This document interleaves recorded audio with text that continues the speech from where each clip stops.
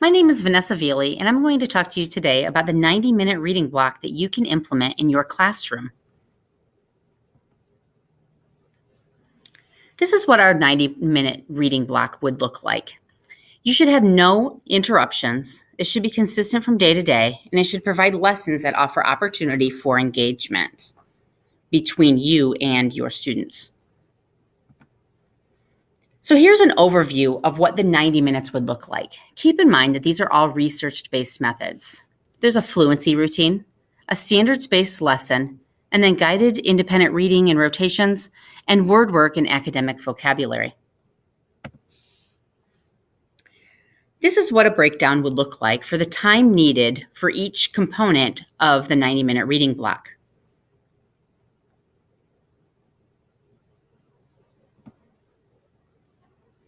So we start with fluency. Based off some studies that the NAEP put together, it was found that there was a close relationship between fluency and reading comprehension. Those who scored lower in fluency also scored lower in reading comprehension. Therefore, we know that fluency has that direct correlation to comprehension. This is some sample data from my classroom from last year. I implemented the fluency routine last year in my classroom, and I wanted to compare that with some standardized testing that we do. We use the NWEA test, and we take it at the beginning of the year, middle of the year, and end of the year. Notice that the red line stands for the NWEA scores, and the blue line stands for the words per minute that a student was able to read. Notice the correlation between when a student dipped in NWEA, they also dipped in words per minute. So I found that there was a direct correlation with that. I've also found that just personally when I'm working with students individually, that I see that those students that chunk words and struggle to decode words also struggle with comprehending what they're reading. So here's what a fluency routine would look like. It starts with a teacher read aloud, where the student and the teachers are constantly reading the same passages. So for example, the teacher starts by reading a passage and modeling what fluent readers sound like. They stop at periods, they stop at commas, all of these things to show the kids what a fluent reader would sound like.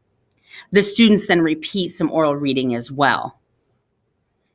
It's also nice to connect your text that you use for fluency thematically to connect your reading and writing that you're doing. It's a good way to kind of put in some social studies and science skills as well. So what does this look like? Notice that every day a teacher reads a different passage. So on day one, on Monday, the teacher would read a passage and model that fluent reading. And then they would give that passage, that same passage, to the students, where they would partner up and read those passages to one another. And then every other day, for Tuesday, Wednesday, Thursday, Friday, the teacher would pick a different text, model that fluency, but the students are staying back with that text from day one. Every single day, they will read for a minute and see how far they got and mark how far they got. They can see that, and then they can see their growth throughout the week as well. It gives them that eye, and they can really see if they're growing from day to day. It's also nice that you can make these topics all linked together. So they're not just random passages. They're all kind of linked together. So for example, if I wanted to study something like the civil rights movement, I might pick passages like Martin Luther King Jr. or Rosa Parks, things along those lines, so that the kids can kind of be learning some history at the same time as they're practicing their fluency. And I find that the kids become more engaged when all of the topics are linked together. And with linking fluency, you can link that with reading and writing as well. Here are some pointers that I would suggest. I always put my higher readers with some of my lower readers. And the reason for this is so that higher level reader can be modeling what it looks like to those lower levels. That kind of peer interaction sometimes helps a little bit more. I've seen growth from Monday through Friday with the students that are reading with their partners, that they're getting better and better and better. I also like to keep my passages lower than 300 words. This kind of helps keep the whole lesson succinct a little bit, and it helps you keep on track for your timing of the whole lesson.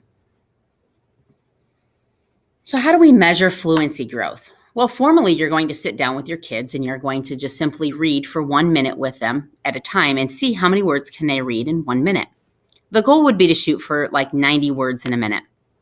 And then every so often, maybe you choose to do it once a month, you just go back in and do the same thing, sit down with them and see if they're growing on a monthly basis. Last year when I did this on a monthly basis so I could see the growth between 1 month to the next.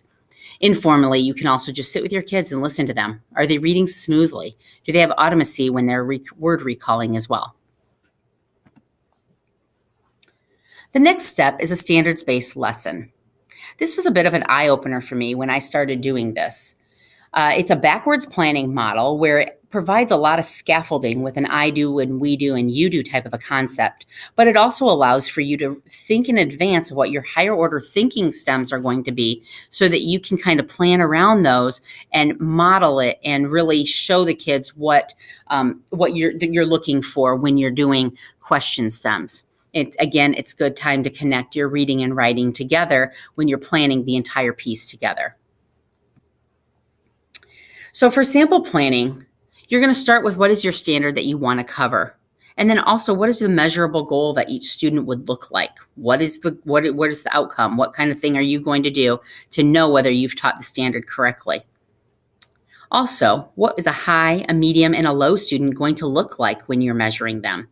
This offers a good time for differentiation because it allows you to adjust your measuring tool. Maybe your lower student, you wouldn't be looking for as high on the Bloom's taxonomy as, say, your higher students.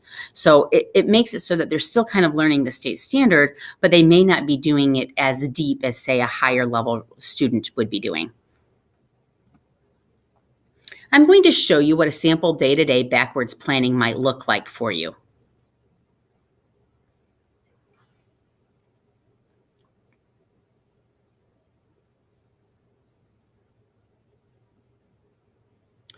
Notice that every day of the week, there's an I do, a we do, a partner collaborative type of work, and then a you do.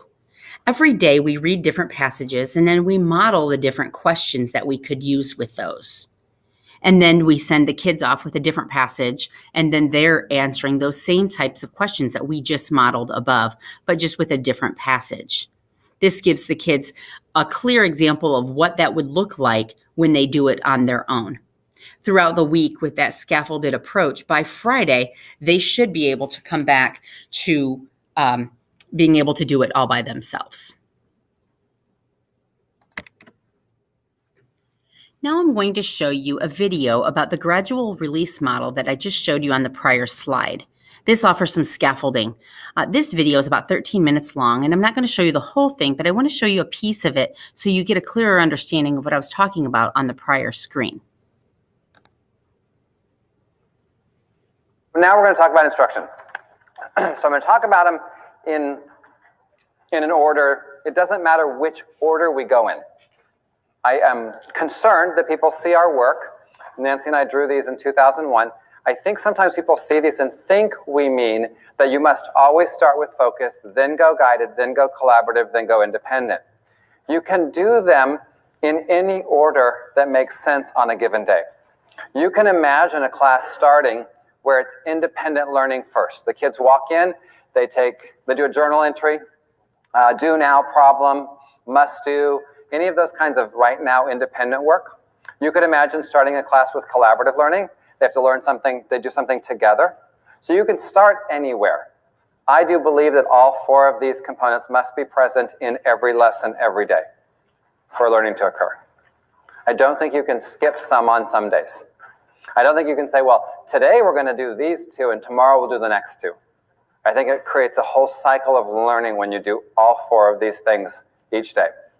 So if you take your folds and you look at focused instruction or focused lesson.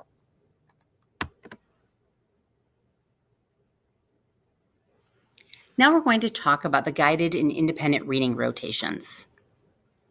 This is a way that you can put your groups together to meet with in a smaller group, either one-on-one or a smaller, less than 5 kids in a group. This allows the teacher to read with the kids at their level and work on the things that are needed at their level. Maybe it's phonics, maybe it's comprehension, but either way, the kids are able to do it at their level, and the teacher's working one-on-one with them.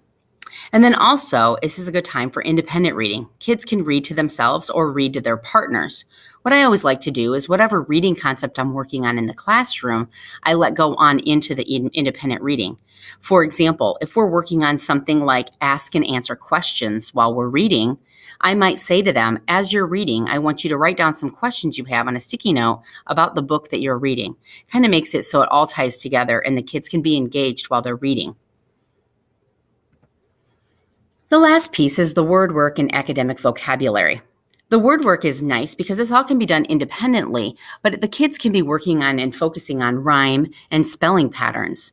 They can be doing this and understanding how words are formed and put together like phonics things to do.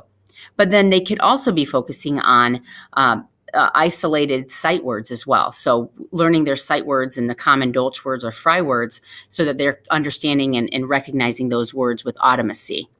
This is also a good time to kind of introduce some academic vocabulary. Academic vocabulary is those words that show up in higher order thinking types of questions. We find that most often with our state testing nowadays that these questions are what trips up our kids the most. They just simply don't understand the academic vocabulary that's involved in just simply the question alone. So it's a good time to teach that at that point as well. So how can I summarize? What questions might we have? How can we implement this in a classroom, and how long does the planning take?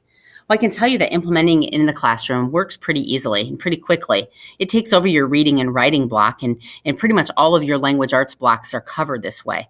When you're planning, it makes it nice because everything kind of goes into one another. It flows and it's something that the kids can see all together. So for example, if I'm introducing something on Monday, I might say, on Wednesday, this is what we're going to do with this. Here's where the lesson's going to go.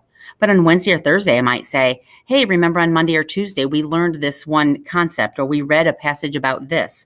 It makes it all linked together. The kids stay engaged and they understand that everything kind of has meaning and it's tying together. So the planning portion of it makes a whole lot of sense and it makes it clear to see on the big picture. So thank you for your time and let me know if you have any questions about any of the things that we discussed here today.